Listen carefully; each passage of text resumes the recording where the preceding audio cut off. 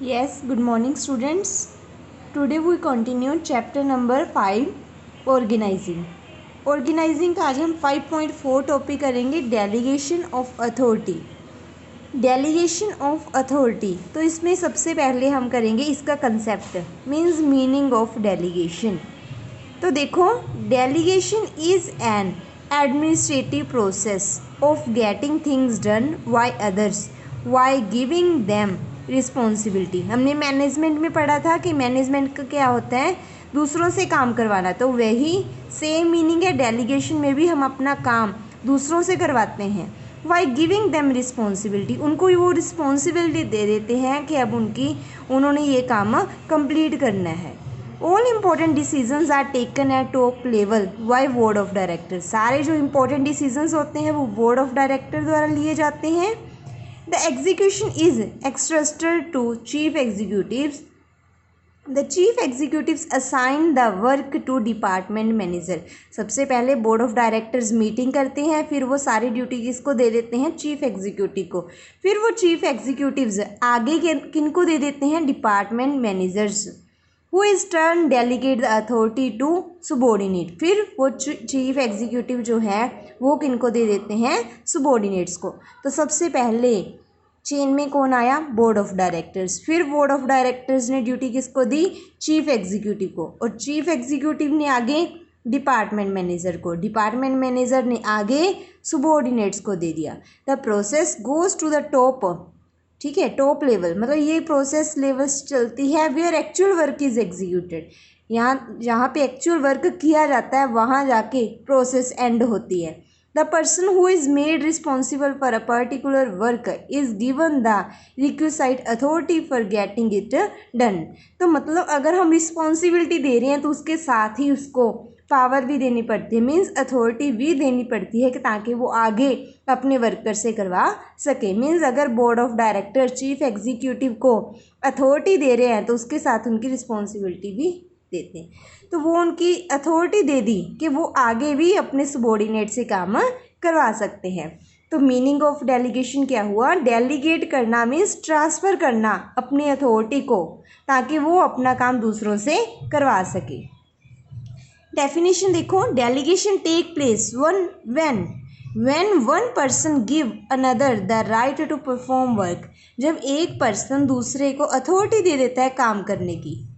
when one person gives another to right to perform work on his behalf, उसको काम सौंप दिया जाता है, फिर वो अपने बिहाफ पे अपने अकॉर्डिंग उस काम को कंप्लीट करता है. And the second person accept corresponding duty, और सामने वाला पर्सन उस ड्यूटी को एक्सेप्ट कर लेता है कि हाँ ये मैं कर लूँगा.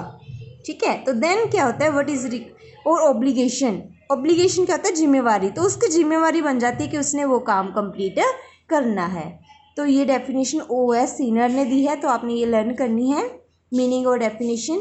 नेक्स्ट है रजे आपके सिलेबस में elements of delegation.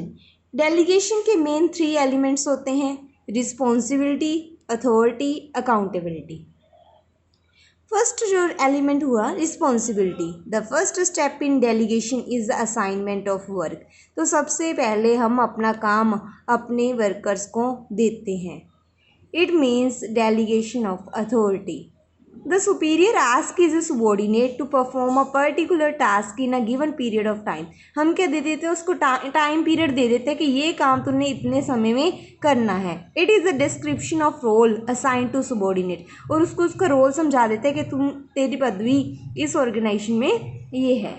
Duties in term of functions और task to be performed constitute the basic of delegation process. तो उसको सारी उसको ड्यूटीज संभाल दी जाती है कि ये अब तेरा काम है. तो वो हो गया रिस्पॉन्सिबिलिटी कि हमने उसको टाइम दे दिया, उसने वो 1 मंथ में, 2 मंथ में या 1 ईयर में या 2 डेज में वो काम कंप्लीट करना है. Next features of responsibility. Responsibility can be assigned to human beings only. अब देखो, काम की जिम्मेवारी हम सिर्फ ह्यूमन बींग्स को दे सकते हैं. It arise from superior to subordinate. जो टॉप लेवल वाले हैं वो किसको काम देते हैं, किसको रिस्पॉन्सिबिलिटी देते हैं, लोअर लेवल वाले वर्कर्स को. It arise from duty assigned. It may constitute obligation. Obligation हो जाती है, जिम्मेवारी हो जाती है उस काम को करने की. The responsive may be defined in terms of function. अब रिस्पॉन्सिबिलिटी काम के बेस पे भी हो सकती है, टारगेट के बेस पे भी हो सकती है और गोल के बेस पे भी हो सकती है। The responsibility of a subordinate is an obligation. उसकी जिम्मेवारी है, सबॉर्डिनेट मैंने ऑब्लिगेशन कि उसको वो काम कंप्लीट करना है।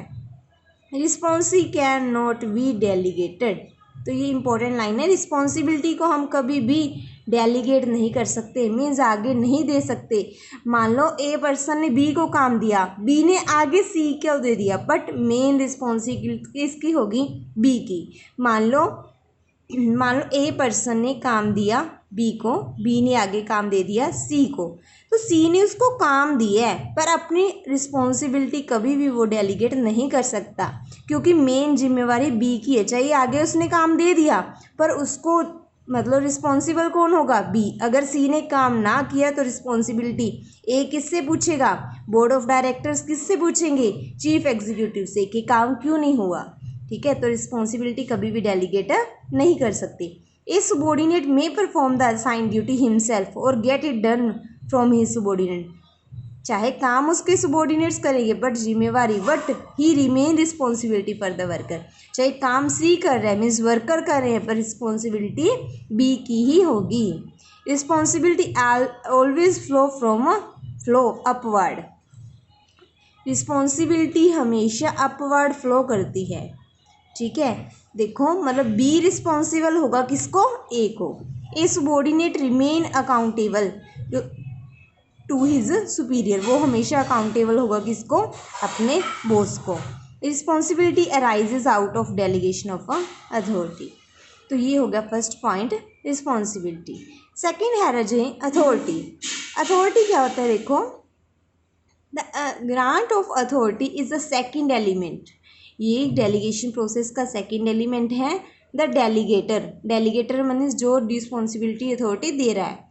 Grant authority to subordinate so that assigned work is accomplished. वो अपनी अथॉरिटी भी दे देता है कि आगे अगर उसने सी ने डी से करवाना है तो वो करवा सकता है। तो ये क्या होगी रजे, authority transformation. The subordinate can, जो सबॉर्डिनेट है मान लो बी पर्सन है, वो क्या कर सकता है, आगे काम करवा सकता है। The subordinate can accomplish the work when he has authority. जब उसके पास अथॉरिटी होगी तभी वो काम पूरा कर सकता है। अथॉरिटी क्या होता है, देखो it is a power to order to command delegate from superior to enable the subordinate to discharge his responsibility. तो ये पावर हो गई या कमांड हो गई जो वो आगे दे सकता है किसी को, थर्ड पर्सन को। It refers to right to take decision due to managerial position. तो जब हम अथॉरिटी ट्रांसफ़र कर देते हैं तब वो डिसीजन भी ले सकता है। Authority determine superior subordinate relation. Authority से ही रिलेशन क्रिएट होता है। Authority is given to influence the behaviour of subordinates. उससे क्या होता है, सबॉर्डिनेट्स का बिहेवियर भी चेंज होता है। थर्ड पॉइंट है रजे element, third element accountability. Accountability is the obligation में जिम्मेवारी हो जाती है सबॉर्डिनेट की to perform the duties assigned to him. Means जो उसको ड्यूटी देगी उसको काम करने की जिम्मेवारी, तो वो होगी accountability. Accountability refers to performance of subordinates. कितना काम किया तो उसको रेफर करती है। Accountability cannot be delegate. अब जिम्मेवारी को भी डेलीगेट नहीं कर सकते। It is enforce through regular feedback, time to time feedback लेना। Accountability always go upward. जैसे रिस्पॉन्सिबिलिटी अपवर्ड है वैसे ही अकाउंटेबिलिटी भी अपवर्ड होती है। तो ये हो गया रजे आपका आज टॉपिक डेलीगेशन का मीनिंग और elements of delegation. Okay, thank you students.